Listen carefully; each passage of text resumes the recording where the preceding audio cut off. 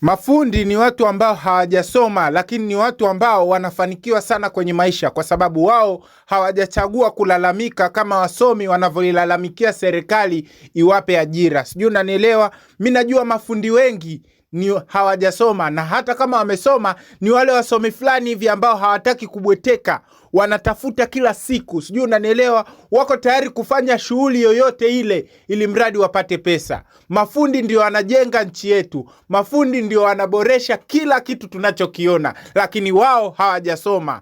Wasomi hawana mchango mkubwa kwenye taifa kama walionao mafundi. Sijui unanielewa?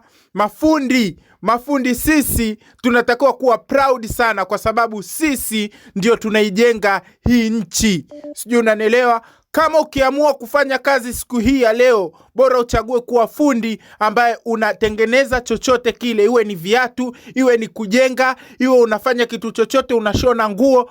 Wewe ndio ambaye unaiwakilisha nchi vyema sana kuliko wengine wote. Niko proud sana na mafundi.